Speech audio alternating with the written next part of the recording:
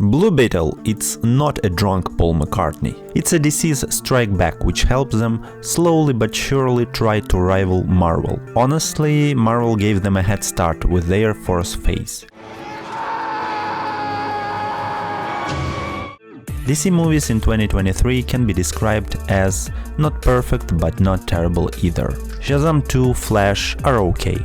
They have their good and bad sides, and Blue Beetle falls into this category. I basically watched the first part of the movie twice, because of a rocket attack. The first session was cancelled in the middle, so we came to watch it all over again. If I was disappointed to come a second time, I would say no. The movie has a nice third act that may keep you entertained, and the only spin-off we need for sure is about Nana's revolutionary past.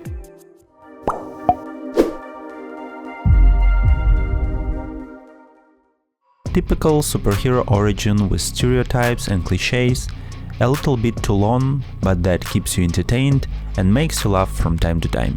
Blue Beetle costume looks cool and the visual part doesn't bother as much as in Snyder's pictures. It's colorful, bright, and you can see clearly the last fight. Do you hear this, Wonder Woman?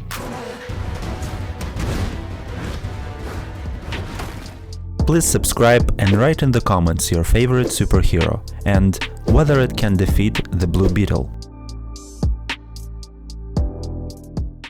We arrive in Palmera City with Jaime Reyes, a 22-year-old graduate coming back to his family.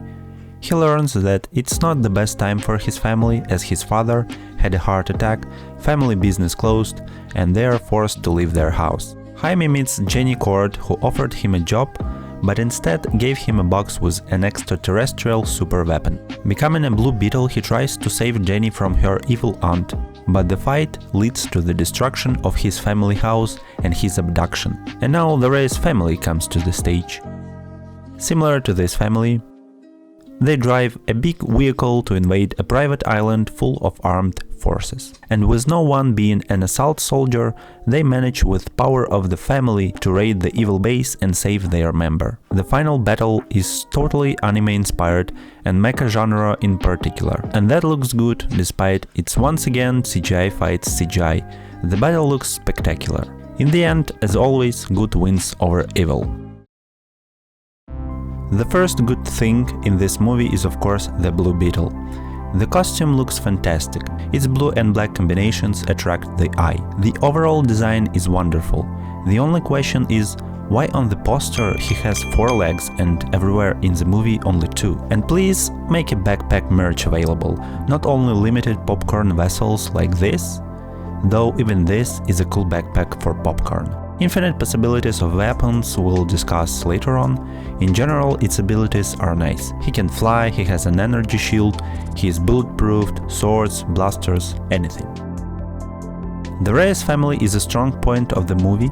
Every member opens up throughout the movie and shows something. Father is the real role model for father, caring, easygoing, he works hard to provide for his family, he always knows what to say, that's why his loss was tangible. Uncle Rudy is a fun uncle, he has a nice car, and when it was taken, he almost got into a coma.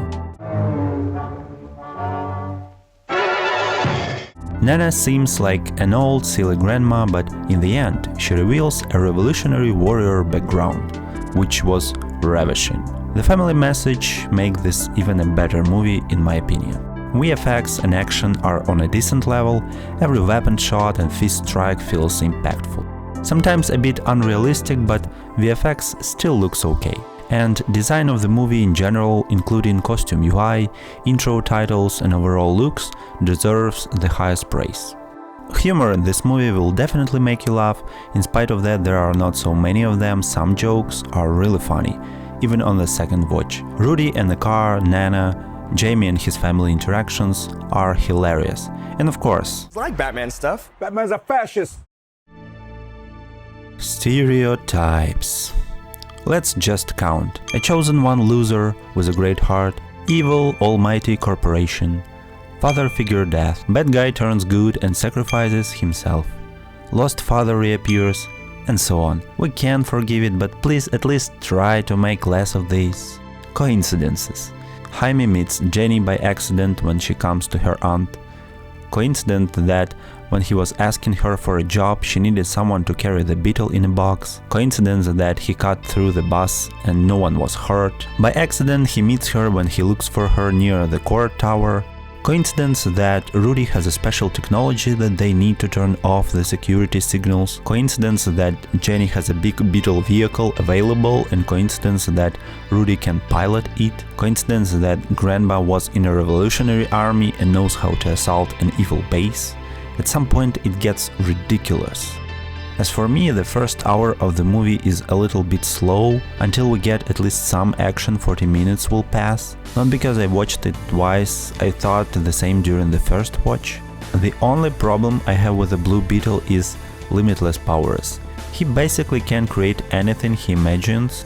Having this in mind, we can get really far really fast.